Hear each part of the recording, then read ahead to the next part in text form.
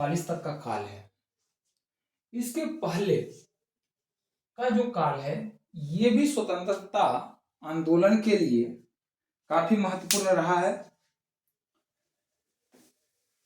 लेकिन जो यह काल है, यह काल स्वतंत्रता आंदोलन को बहुत ज्यादा प्रभावित करता है। हमारे स्वतंत्रता जो आंदोलन है, कई स्वतंत्रता संग्राम, अगर 1857 की स्वतंत्रता संग्राम के बाद अगर कोई एकीकृत आंदोलन हुआ या कोई संगठित आंदोलन हुआ तो इस काल में ही संभव हुआ। इसके पहले 1857 से लेकर के प्रथम स्वतंत्रता संग्राम, जिसको कहते हैं, बी डी सावरकर जी लिखते हैं, 1857 का प्रथम स्वतंत्रता संग्राम से, प्रथम स्वतंत्रता संग्राम से लेकर के 1919 तक का 1857 का स्वतंत्रता संग्राम, जो प्रथम स्वतंत्रता संग्राम हुआ, फर्स्ट इंडिपेंडेंस वार, इसका जो छोड़ दिया जाए इस काल को, इस ईस्वी को अगर छोड़ दिया जाए तो इसके बाद 1919 ईस्वी तक कोई ऐसा संगठित आंदोलन नहीं हो पाया जो पूरे भारत को एकीकृत रूप से संगठित कर सके। कोई भी ऐसा जो आंदोलन नहीं हुआ 1857 से 1919 तक का, लगभग 70 साल का कार्य, 70 साल का कार्य, 70 साल तक कोई आंदोलन। लेकिन जो है 1919 से 1947 तक का काल, ये काफी महत्वपूर्ण रहा। यह जो काल रहा, इस काल में बहुत सारे ऐसे प्रभाव या एलिमेंट आए जिसके बाद जो है एक संगठित आंदोलन के रूप में, जैसे असहयोग आंदोलन हुआ, संगठित आंदोलन के रूप में सविनय अवज्ञा आंदोलन हुआ, भारत छोड़ो आंदोलन हुआ, ये सब सारे संगठित आंदोलन थे जो पूरे भारत में, लगभग इंडिया के हर क्षेत्र में आंदोलन का प्रभाव रहा। 1857 के बाद जो है असहयोग आंदोलन ही एक ऐसा आंदोलन रहा, उसके बाद जो पूरा संगठित था, पूरे देश इसमें भाग ले रहा था और हर वर्ग के लोग इस आंदोलन में भाग ले रहे थे। 1857 का जो क्रांति था वो भी एकीकृत रूप से कहा नहीं जा सकता है, एकीकृत, क्योंकि उसका प्रभाव कुछ वर्गों पर था। लेकिन 1919 से का जो है 1947 का जो काल रहा, इसमें जो है राष्ट्रवाद की भावना लगभग सभी भारतीयों के, सभी वर्ग के भारतीयों में यह जगा। राष्ट्रवाद की भावना जगने के बाद जो है एक सुसंगठित आंदोलन का रूप लिया। ठीक है, तो यह काल जो है स्वतंत्रता संग्राम का काल, जो अंतिम चरण इसको कहेंगे, ठीक है, मोस्ट इम्पोर्टेंट, पहले 2 चरण पढ़ चुके हैं, तो ये जो अंतिम चरण है, तो अंतिम चरण काफी प्रभाव रहा और लास्ट में हमारा जो है 15 अगस्त 1947 को भारत आजाद हो गया। India became free on 1947 from British rule. ठीक है, 15 अगस्त 1947 को भारत आजाद हो गया। तो इसके जो एलिमेंट्स थे महत्वपूर्ण है हमारा, तो उस पर हम नजर डालेंगे। ठीक है, काफी इंपॉर्टेंट है, देखिएगा। पहला जो है 1919 के पहले अगर बात करें तो प्रथम विश्व युद्ध चला, 1914 से 1918 तक जो है प्रथम विश्व युद्ध चला। विश्व 2 भागों में बटा हुआ था, मित्र राष्ट्र और धुरी राष्ट्र। ठीक है, मित्र राष्ट्र और धुरी राष्ट्र। भारत में जो उपनिवेश था, किसका था? ब्रिटेन का उपनिवेश था। और ये जो है ब्रिटेन मित्र राष्ट्र की ओर से लड़ रहा था। ठीक है, तो इसमें ब्रिटेन भी इस प्रथम विश्व युद्ध में ये भी शामिल था। कौन? ब्रिटेन भी शामिल था। ब्रिटेन शामिल था और ब्रिटेन भारत में ब्रिटेन का उपनिवेश था। इस जो है युद्ध का प्रभाव भारत में डायरेक्ट रूप से पड़ा और यहाँ के जो है उस समय डायरेक्ट रूप से पड़ा। और ब्रिटिश का जो गवर्नमेंट था उन्होंने कहा कि मैं युद्ध के बाद भारत को एक जो है डोमेनियन स्टेट का दर्जा दूंगा, भारत में जो है उसके फंडामेंटल राइट्स को दूंगा। लेकिन जो है इसी उद्देश्य से महात्मा गांधी दक्षिण अफ्रीका से वापस आए थे। उस समय दक्षिण अफ्रीका से वापस आए थे। वापस आने के बाद जो इनका सबसे प्रभावशाली जो भाषण था 1916 में बीएचयू की स्थापना के समय जो प्रभावशाली भाषण, सबसे ज्यादा प्रभावशाली भाषण बीएचयू में का जो स्थापना में भाषण हो रहा था उसमें इनको समय दिया गया। बीएचयू की स्थापना में इनका प्रभावशाली भाषण हुआ। उस भाषण के बाद जो है गांधी जी का प्रभाव बढ़ा और गांधी जी ने अपने प्रभाव से 1914 से 18 का बीच जो प्रथम विश्व युद्ध चल रहा था, गांधी जी अपेक्षा कर रहे थे कि मैं भारतीयों को इस युद्ध में ब्रिटेन की ओर से लड़ने के लिए प्रेरित करूंगा और भारत जो है हम ब्रिटेन जो है हमें डोमेनियन स्टेट दे देगा। तो इसी क्रम में उनको गांधी जी को भर्ती करने वाला सर्जेंट के नाम से भी जाना, भर्ती करने वाला सर्जेंट के नाम से भी जो है जाना गया। इस समय पहला प्रभाव जो 1900 पीछे का जो देखेंगे बैकग्राउंड 1914 से 1918 का काल का प्रथम विश्व युद्ध का भर्ती कराने वाला सर्जेंट गांधी जी का जो है आगमन हो चुका है 1918। इसी क्रम में जो है गांधी जी का जो आगमन हुआ तो 1917 में जो है यहां से अपना सफल आंदोलन शुरू किया गांधी जी। यहां अगर कहे पहला पॉइंट बनाए तो भारतीय आंदोलन में गांधी जी का प्रादुर्भाव या गांधी जी का आगमन, ठीक है, गांधी जी का आगमन हो गया। गांधी जी का आगमन 1917 में गांधी जी का विश्व प्रसिद्ध चंपारण सत्याग्रह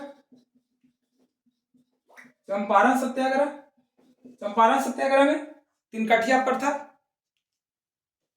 कठिया प्रथा वाला जो एक कट्ठा में 20 कट्ठा में 3 कट्ठा नील के खेती अनिवार्य रूप से। 1918 में खेड़ा आंदोलन, अहमदाबाद मिल मजदूर खेड़ा आंदोलन, अहमदाबाद मिल मजदूर आंदोलन। ये आंदोलन जो है काफी प्रसिद्ध रहा। किस क्रम में? 1914 से 18 के काल में गांधी जी काफी प्रसिद्धि हासिल कर ली इन आंदोलन के वजह से। गांधी जी अपेक्षा कर रहे थे कि हमें अंग्रेजों के द्वारा हमें रियायत दिया जाएगा, लेकिन रियायत न दे करके जब ब्रिटेन मित्र राष्ट्र या जो है ब्रिटेन लड़ रहा था, विजय प्राप्त हुआ, जर्मनी पे विजय प्राप्त किया गया, तो जब ये वादा किया गया था कि मैं आपको कुछ रियायत दूंगा, आपको अपनी जो है डोमेनियन स्टेट दूंगा, लेकिन वहां उसके बदले में अंग्रेज एक एक्ट पास किया जो कहा गया रॉलेट एक्ट। 1919 में गांधी जी के जो है विपरीत, गांधी जी का जो इच्छा था उसके विपरीत 1919 में एक एक्ट पारित किया गया जो रॉलेट एक्ट के नाम से प्रसिद्ध हुआ, रॉलेट एक्ट। इस समय जो गवर्नर जनरल था लॉर्ड चेम्सफोर्ड था, और भारत का वायसराय लॉर्ड चेम्सफोर्ड, और भारत का सचिव जो था मॉन्टेग्यू। मॉन्टेग्यू इन दोनों ने रॉलेट एक्ट नामक अधिनियम को पारित किया, जिसके तहत किसी भी व्यक्ति को बिना किसी पूर्व सूचना के या बिना वारंट के उसको गिरफ्तार किया जा सकता था। शक के बिना पर उसको गिरफ्तार करके जेल में डाल दिया जा सकता था। क्या नाम है, जनसभाएं करने पर रोक कर दिया था, आप कहीं जनसभा नहीं कर सकते थे।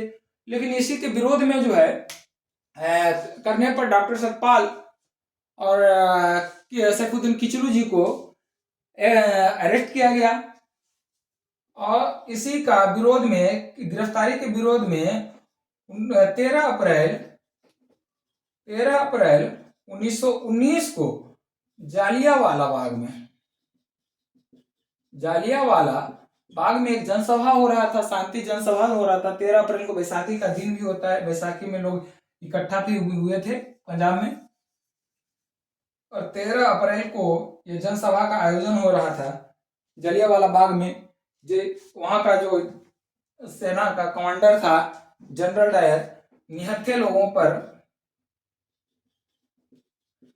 गोलियां चलवाया और पूरा का पूरा देश को हिलाकर रख दिया। निहत्थे लोगों पर गोलियां चलवा करके इस बाग में जाने का मात्र एक रास्ता था, उस रास्ते पर क्या नाम है, सैनिक खड़ी कर दिया और चारों तरफ से गोलियां बरसाया। तो बहुत सारे लोगों का जो है मृत्यु हुआ, बहुत सारे लोग मारे गए। गांधी जी को इससे हिलाकर रख दिया। गांधी जी क्या पूरे देश को यह नरसंहार, जालियांवाला नरसंहार हिला के रख दिया। गांधी जी ने इस रॉलेट एक्ट के विरोध में एक आंदोलन खड़ी करने की सोची, एक संपूर्ण देश को एकजुट करने की कोशिश की और एक आंदोलन करने की सोची। उसी समय इधर जब तुर्की जर्मनी की ओर से लड़ रहा था, ध्यान रखिएगा, तुर्की जर्मनी की ओर से लड़ रहा था। तुर्की का जो खलीफा था, इस्लाम जगत का खलीफा कहा जाता था। इस्लाम लोग, मुस्लिम लोग इसमें ब्रिटेन को इसलिए साथ दिए थे क्योंकि अगर वो तुर्की अगर जर्मनी अगर युद्ध में हार जाता है तो तुर्की के खलीफा के साथ अच्छा बर्ताव किया जाएगा। नतीजा उल्टा हुआ, तुर्की जर्मनी की तरफ से लड़ रहा था, हार गया, और इस खलीफा को जो है, खलीफा के साथ ब्रिटेन का बर्ताव अच्छा नहीं रहा। फलतः मुस्लिम भी नाराज हो रहे थे, इसी के कारण जो है मुसलमान लोग खिलाफत चाह रहे थे, और गांधी जी क्या चाह रहे थे, असहयोग आंदोलन का रूपरेखा तैयार कर रहे थे। और इस रूपरेखा में संपूर्ण भारत में एकजुट आंदोलन के लिए ये दोनों हिंदू और मुस्लिम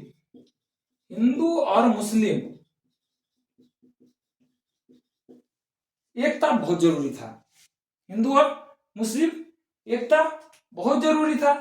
गांधी जी ने खिलाफत आंदोलन का साथ दिया, फलतः जो है मुसलमान भी सहयोग आंदोलन में साथ देने के लिए तैयार हुए।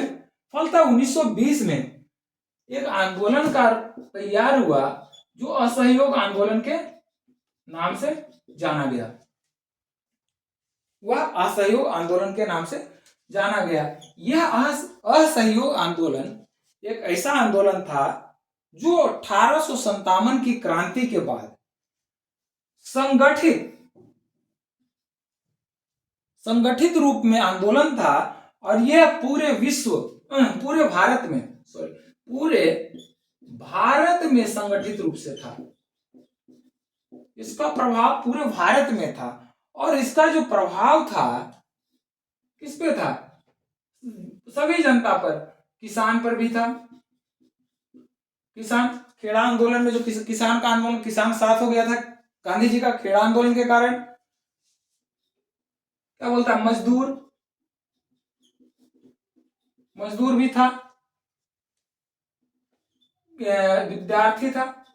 विद्यार्थी, राष्ट्रभाव की भावना जो है पूरी तरह से क्या बोलता है, जाग उठा था। मतलब अगर कहा जाए तो इस आंदोलन में बच्चे, बूढ़े, क्या विद्यार्थी, नौकरी करने वाले, मजदूर, किसान, सब लोग भाग ले रहे थे। पूरे जोश खरोश से साथ लग रहा था। अब लग रहा था कि जैसे असहयोग आंदोलन के बाद ब्रिटेन का जो है उपनिवेश भारत में समाप्त हो जाएगा। और यह आंदोलन जो है बहुत तेजी से लोकप्रिय होने लगा।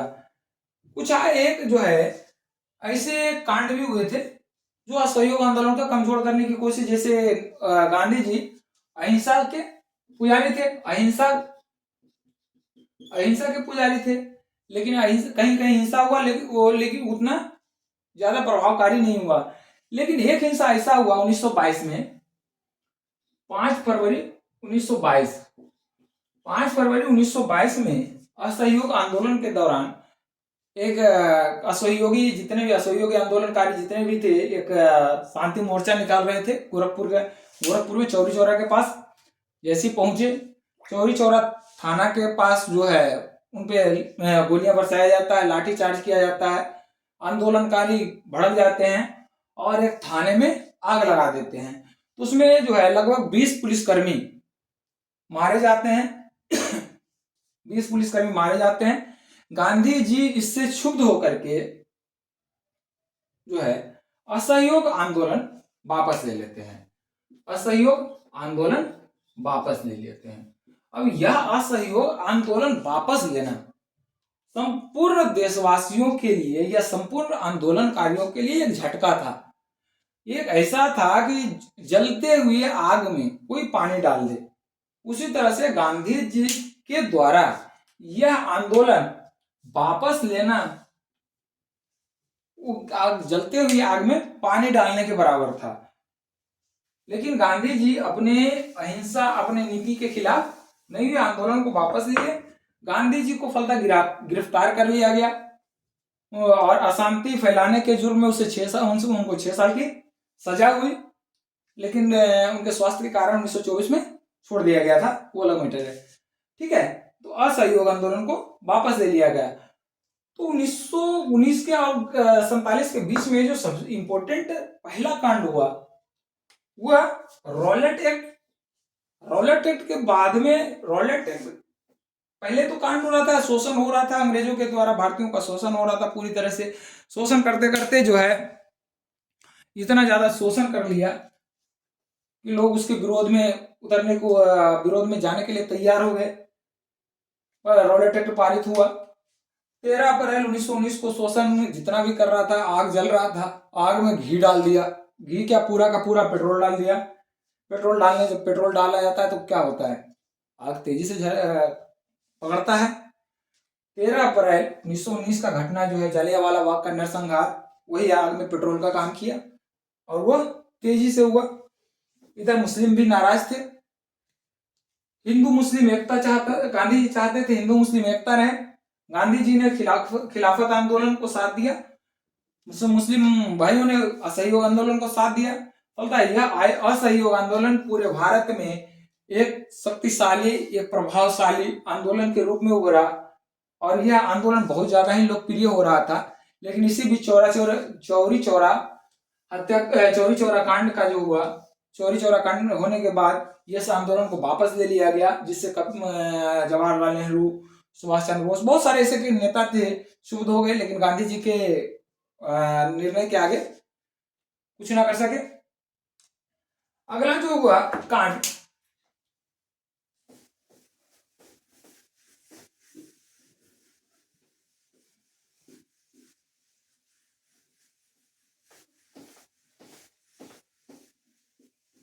गांधी जी का असहयोग आंदोलन वापस ले गया। बहुत सारे नौजवान थे, नौजवानों ने इनका बहुत बार साथ दिया था। स्कूल के बच्चे अपने स्कूल छोड़ दिए थे, कॉलेज सरकारी कॉलेजों में जाना छोड़ दिए थे। तब इसमें बहुत सारे स्कूल कॉलेजों का निर्माण हुआ था। जैसे पहले बीएचयू का स्थापना हो चुका था, अलीगढ़ यूनिवर्सिटी का निर्माण हुआ, बहुत सारे यूनिवर्सिटियों का निर्माण हुआ, कॉलेज का जो है स्थापना हुआ, जिसमें सरदार पटेल हो गया, मौलाना महजूरुल हक हो गया, और बहुत सारे ऐसे प्रोफेसर जो थे वो पढ़ा रहे थे, साथ में राष्ट्रवाद की भावना को तेजी से आगे बढ़ा रहे थे। उसके बाद जो कांड हुआ 1923 में, 1922 में असहयोग आंदोलन को वापस ले लिया। 1923 से 1928 का काल या 1928 का काल, 1923 का 1928 का काल, ये भी काफी इंपोर्टेंट है। असहयोग आंदोलन को वापस ले लिया। देशवाद, सभी नवयुवकों में राष्ट्रवाद की भावना जाग चुकी थी।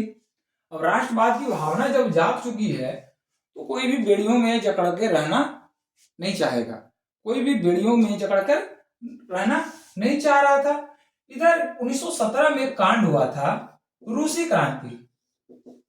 रूसी क्रांति हुआ था जिसमें जार को, रूस के राजा को जार कहा जाता था, जार के शासन को पलट दिया गया था लेनिन के द्वारा। लेनिन के द्वारा हिंसक क्रांति हुआ था, हिंसक क्रांति। इससे काफी ज्यादा जो है राष्ट्रवादी प्रभावित थे, खास करके मनवेंद्र नाथ राय, इनका नाम सबसे पहले लिया जाएगा, मनवेंद्र नाथ राय। 1923 के बाद ही जो है एचआरए की स्थापना किया गया, हिंदुस्तान प्रजातांत्रिक पार्टी या अलायंस, हिंदुस्तान रिपब्लिकन एसोसिएशन की स्थापना हुई, जो हिंसात्मक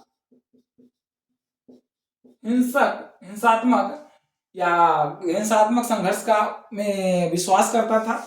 इसके प्रमुख नेता थे अगर कहा जाए तो इस राम प्रसाद बिस्मिल, चंद्रशेखर आजाद, ठाकुर रोशन सिंह, अशफाकुल्ला खान, मनवेंद्र नाथ,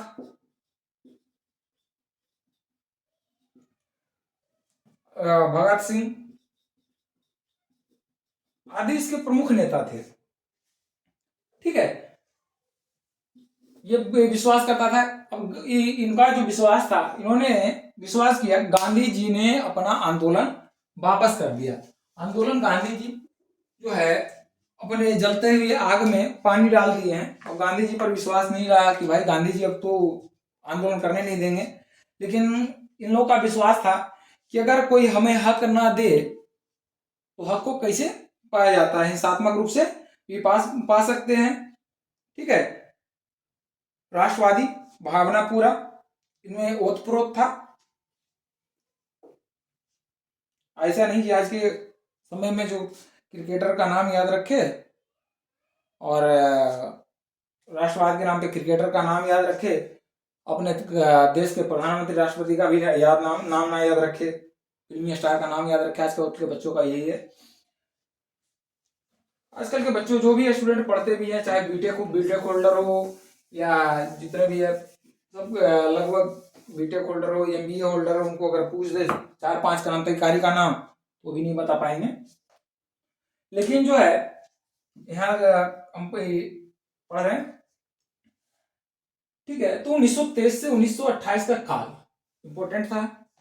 1923 से 1928 का काल जो है हिंसात्मक रूप से इन्होंने जो है राष्ट्रवाद की भावना को एक हिंसात्मक रूप देने का, या हिंसात्मक रूप न देकर अगर इसको कहे तो हक के लिए लड़ने का एक अलग तरीका, जो गांधी जी से अहिंसात्मक रूप अपनाते थे, लेकिन गांधी जी से इनका रास्ता अलग था। लेकिन गांधी जी ऐसा नहीं कि इनका पूर्ण विरोध करते थे। गांधी जी का कहना था कि अगर निष्क्रिय रहने से बेहतर है कि लाठी उठा करके किसी का विरोध करो। अगर हम अहिंसात्मक रूप से विरोध न कर सकते हैं तो निष्क्रिय रहने से की अपेक्षा लाठी उठा करके ही विरोध कर सके। ठीक है, HRA का गठन हुआ, हिंदुस्तान रिपब्लिकन एसोसिएशन का, राम प्रसाद बिस्मिल जिसके थे, आजाद रोशन सिंह। 1905 ये जो है 1925 में एक अपने खर्चों को पूरा करने के लिए इनका जो है मेन मोटिव था, जितने भी रेवोल्यूशनरी थे, क्रांतिकारी थे, इनका मकसद था अंग्रेजी सरकार को भगाना और देश में राष्ट्रवाद की भावना पैदा करना। ये भावना जो है जन सामान्य में पैदा करना, जो गांधी जी के द्वारा तो किया जा रहा था, लेकिन गांधी जी का हिंसात्मक रूप बहुत सारे ऐसे वर्ग भी थे जो इसको मानने के लिए तैयार नहीं थे कि अगर किसी से अपना हक मांगे और वो विनती करने पर वो अपना हक दे दे, आपके हक को दे दे, ये सही नहीं है। वो हक अपना विनती करने पर वो आपके हक को नहीं देगा। तो जन सामान्य में इस राष्ट्रवाद की भावना फैला गांधी जी भी रहे थे, लेकिन इनका जो था रास्ता अलग था। राष्ट्र 1925 में अपने मकसद को पूरा करने के लिए सरकार जो है काकोरी रेल डकैती किए। काकोरी रेल डकैती में 11 लोगों की आजीवन कारावास, 4 लोगों को फांसी हुआ, जिसमें रामप्रसाद बिस्मिल, ठाकुर रोशन सिंह, अशफाकुल्लाह शाह, राजेंद्र लाहिड़ी थे। इनका निधन हो गया, इनका जो है शहादत हो गया। शहादत के बाद 1928 में HRA का नाम, HRA में एक बड़ी HRA जो है बहुत प्रभावी हुआ। साइमन कमीशन, ये साइमन कमीशन 1919 का जो अधिनियम था, भारत शासन अधिनियम, उसकी जो है व्याख्या के लिए जो है उसका अवलोकन के लिए एक आयोग गठन किया गया, साइमन कमीशन का गठन किया गया। 1928 में भारत आया। इसके सभी सदस्य अंग्रेज थे। इसका अगला पॉइंट अगर बनाए तो साइमन कमीशन का भारत आना, 5वां पॉइंट, साइमन कमीशन का भारत आना। इसको व्हाइटमैन कमीशन कहा जाता है। व्हाइटमैन कमीशन क्योंकि इसके सभी सदस्य अंग्रेज थे और इस कमीशन का विरोध करने के दरमियान लाहौर में जो लोकप्रिय नेता थे लाला लाजपत राय, इन पर जो है लाठियों से प्रहार किया गया, फलस्वरूप इनकी मृत्यु हो गई, जिससे राष्ट्रवादी क्रांतिकारी जो थे, खास करके भगत सिंह, आजाद जी, ये सब जो है काफी क्षुब्ध हो गए और इनकी हत्या का बदला लेने के लिए सैंडर्स की हत्या कर दी जाती है, जिसमें प्रमुख उनको भगत सिंह को बनाया जाता है अभियुक्त। भगत सिंह को बनाया जाता है प्रमुख अभियुक्त। सैंडर्स की हत्या के बाद जो है असम केंद्रीय असेंबली में बम फेंका जाता है भगत सिंह के द्वारा, बटुकेश्वर दत्तू के द्वारा, और भगत सिंह अपनी गिरफ्तारी देते हैं। उसके बाद जो भगत सिंह की फांसी हो जाती है। इधर इलाहाबाद में आजाद जी की मृत्यु हो जाती है और लगभग जो है HSRA पूरा का पूरा समाप्त हो जाता है। HRA का नाम बदल के HSRA कर दिया जाता है आजाद जी के द्वारा।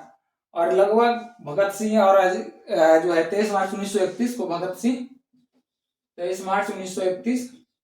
की जो फांसी दे दिया जाता है। भगत सिंह, राजगुरु और सुखदेव को फांसी दे दिया जाता है। और उधर फरवरी में ही आजाद जी की मृत्यु हो जाती है इलाहाबाद में अल्फ्रेड पार्क में, गोली उसमें मुठभेड़ में मारे जाते हैं, अपने आप को गोली मार लेते हैं। इस क्रमयान में 1928 के बीच में काफी उथल पुथल रहा, लेकिन संगठित रूप से एक आंदोलन नहीं चल पाया। ठीक है, लेकिन इस जो है उथल पुथल के बीच में एक राष्ट्रवाद की भावना ऐसी जागी कि लगभग जितने भी नौजवान थे भारत के हर नौजवान पीढ़ी में वो राष्ट्रवाद की भावना एक आग की तरह पैदा हुआ। भगत सिंह, राम प्रसाद बिस्मिल, ठाकुर रोशन सिंह, यशपाल खां आजाद के द्वारा एक युवा पीढ़ी में एक ऐसा जोश पैदा किया गया, एक जोश पैदा हुआ जो भारत की आजादी तक 1947 तक वह आग जला। और भारत की आजादी के बाद भारत जो है 15 अगस्त 1947 को आजाद करा के दम लिया। यह जो असंगठित आंदोलन था, संगठित पूर्णतः संगठित नहीं था, बहुत सारे जो है समाज में इसको विरोध भी कर रहे थे, लेकिन यह जो है जितने भी नवयुवक थे, जितने भी युवा वर्ग थे, उनपे ये काफी प्रभाव डाला। लगभग हर व्यक्ति के घर में, हर क्रांतिकारी के, हर युवा वर्ग के व्यक्ति के घर में भगत सिंह, राजगुरु, सुखदेव, आजाद जी का फोटो और कहानी हर घर में प्रचलित थी। चाहे उसको गवर्नमेंट चाहे कितना मर्जी उसको दबाने की कोशिश किया गया, लेकिन यह भावना जो है पूरे देश में राष्ट्रवाद की भावना को जगा गई। 1923 का 28 का काल जो क्रिटिकल मतलब क्रांति काल कह सकते हैं, क्रिटिकल कंडीशन में था पूरा, कि पूरा का पूरा उथल पुथल मच गया। अंग्रेज सरकार पूरी तरह से हिल गया। एक असंगठित आंदोलन के बावजूद अंग्रेज सरकार पूरा का पूरा हिल गया था। गांधी जी इसी बीच जो है असहयोग आंदोलन, सविनय अवज्ञा आंदोलन की घोषणा करते हैं। 1930 में प्रथम सविनय अवज्ञा आंदोलन होता है। गांधी जी इस सविनय अवज्ञा आंदोलन, सविनय अवज्ञा आंदोलन होता है, गांधी जी के द्वारा किया जाता है। संगठित आंदोलन होता है, गांधी जी के मांगों को पूरा नहीं किया जाता। इसी के क्रम में दांडी मार्च गांधी जी के द्वारा किया जाता है, नमक के विरोध में, नमक खुद बनाते हैं। दांडी मार्च काफी प्रसिद्ध रहा है। दांडी मार्च अपने सहयोग के साथ लेकर के गांधी जी अपने आश्रम से लेकर के दांडी तक की पैदल यात्रा करते हैं, दांडी मार्च। लेकिन यह जो है अपने सहयोग आंदोलन, सविनय अवज्ञा आंदोलन को लेकर के अंग्रेज सरकार प्रभाव में आ जाता है। अंग्रेज सरकार अपना जो है सचेत हो जाता है और एक जो सम्मेलन बुलाया जाता है जिसको कहा जाता है गोलमेज सम्मेलन। गोलमेज सम्मेलन, 3 गोलमेज सम्मेलन। प्रथम गोलमेज सम्मेलन में गांधी जी बहिष्कार कर देते हैं कि मैं नहीं जाऊंगा, कांग्रेस की तरफ से कोई नहीं गया, जबकि और सभी पार्टियों से, भारत से और बहिष्कृत पार्टी से जो गए थे, B.R. अम्बेडकर जी गए थे। B.R. अम्बेडकर जी गए थे प्रथम गोलमेज, तीनों गोलमेज सम्मेलन में गए थे। सेकंड राउंड टेबल में जो है, सेकंड में गांधी जी जाते हैं, लेकिन बात नहीं बनती है डोमिनियन स्टेट का। तब तक जो है डोमिनियन स्टेट से अब जो है पूर्ण स्वराज का लक्ष्य घोषित कर दिया जाता है। पूर्ण स्वराज का लक्ष्य घोषित कर दिया जाता है। अब जो है हमें डोमिनियन स्टेट नहीं चाहिए, अब हमें क्या चाहिए? पूर्ण स्वराज चाहिए, पूर्ण स्वतंत्रता चाहिए। अब हम जो है सार्वभौमिक बने, पूर्ण स्वतंत्र संप्रभु बने, संप्रभु राज्य का दर्जा मुझे चाहिए, मुझे संप्रभुता चाहिए। अब मुझे डोमिनियन स्टेट बन के नहीं रहना है। पूर्ण स्वराज की घोषणा हो जाता है। गांधी जी के पूर्ण स्वराज का जो है उनका अपेक्षा किया जाता है। गांधी जी लौट करके सेकंड गोलमेज सम्मेलन से वापस आते हैं, गांधी जी नाराज होते हैं, फिर दूसरा सविनय अवज्ञा आंदोलन स्टार्ट करते हैं और तीसरा गोलमेज सम्मेलन में गांधी जी को बुलाया जाता है। गांधी जी इसको बहिष्कार करते हैं कि गांधी जी कहते हैं मैं इसमें नहीं जाऊंगा क्योंकि हमारी मांगों को पूरा नहीं किया जाता। यह गोलमेज सम्मेलन जो है लंदन में बुलाया जाता है। उसके बाद जो है सभी गोलमेज सम्मेलन होता है, उसके बाद जो है निर्णय निकलता है, तभी आता है भारत शासन 1935 में भारत शासन अधिनियम। भारत शासन अधिनियम बहुत इंपॉर्टेंट है। आज भी भारत का जो कॉन्स्टिट्यूशन है, भारत शासन अधिनियम 1935 में बहुत सारे एक्ट हैं, बहुत सारे ऐसे कानून हैं, आर्टिकल हैं जो भारत शासन अधिनियम 1935 का भारत शासन अधिनियम से लिया गया है, प्रभावित है पूरी तरह से। या अगर कई आलोचनात्मक जो है आलोचनात्मक है या आलोचनाकारी जो है आलोचक कहते हैं कि पूरा का पूरा 1935 का अधिनियम भारतीय संविधान में रख दिया गया है, लेकिन ऐसा भी नहीं है। ठीक है, भारत शासन अधिनियम आया, कुछ सुधार किया गया भारतीय शासन में ब्रिटिश के द्वारा कि भारत में शासन कर रहे हैं, सुधार जाए, कुछ उसको फंडामेंटल राइट्स दो, कुछ कर में सुधार करो, लेकिन पूरी तरह से असंतुष्ट होते हैं, नहीं हो पाता है। 1942 में जो बहुत बड़ा आंदोलन के रूप में आता है भारत छोड़ो आंदोलन। भारत छोड़ो आंदोलन 8 अगस्त को प्रभावी होता है, 8 अगस्त को शुरू किया जाता है, 9 अगस्त को सारे नेता गिरफ्तार कर लिए जाते हैं। भारत छोड़ो आंदोलन के दौरान गांधी जी को गिरफ्तार कर लिया जाता है। लगभग देश के जितने भी गणमान्य नेता होते हैं सारे के सारे अरेस्ट कर लिए जाते हैं 1942। और यह आंदोलन भारत छोड़ो आंदोलन, क्वाइट इंडिया मूवमेंट जो था, इतना इंपॉर्टेंट था कि लगभग देश के हर वर्ग के लोग, यहां तक कि सेना के कुछ लोग भी सेना को छोड़ के इस आंदोलन में भाग लेने के लिए आगे भाग लिए, सेना आंदोलन का हिस्सा बने।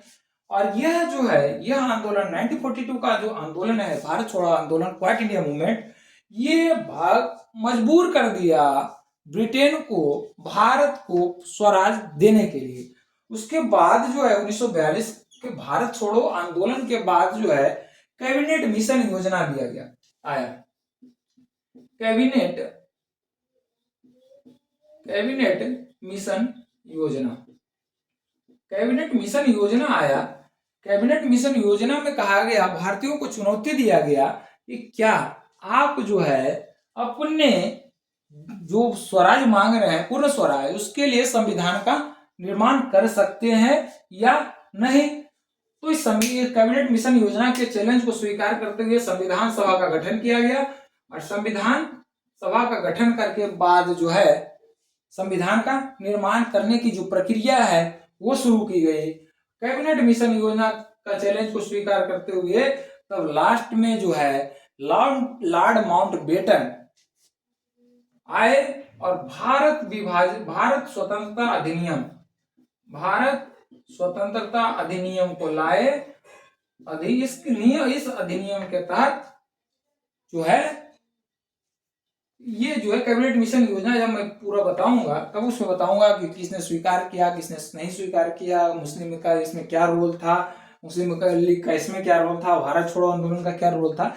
ये मैं अभी जो है 1947 से 1990 से 1947 तक का काल का जो मेन इंपोर्टेंट पार्ट है उसको बता रहा हूँ। ठीक है, तो उस पर नहीं जाएंगे। ठीक है, तो भारत स्वतंत्रता अधिनियम आया। भारत स्वतंत्रता अधिनियम के तहत जो है देश का दो भागों में बांटा गया, भारत और पाकिस्तान। भारत और पाकिस्तान को बांटा गया और 15 अगस्त 1947 को सत्ता का हस्तांतरण करते हुए भारत को आजाद कर दिया गया। भारत को पूर्ण स्वराज का दर्जा दे दिया गया। पाकिस्तान को जो है 14 अगस्त 1947 को आजाद कर दिया गया। 15 अगस्त 1947 के बाद भारत के वायसराय को जो है लॉर्ड माउंटबेटन थे और जो है 14 अगस्त 1947 को जो आजाद हुआ मोहम्मद अली एमडी जिन्ना यहाँ का वायसराय बनाया गया। ठीक है, उसके बाद माउंटबेटन के बाद शिव राजगोपालाचारी प्रथम भारतीय वायसराय बने। राइट, यहां तक अगर किसी को कोई दिक्कत है, कोई समस्या है 1919 से 1947 तक, तो हमें बोले।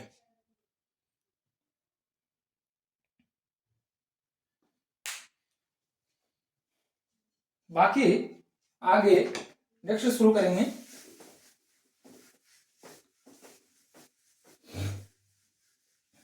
अभी इसी का जो पार्ट है गांधी जी का बहुत अहम रोल है आंदोलन का।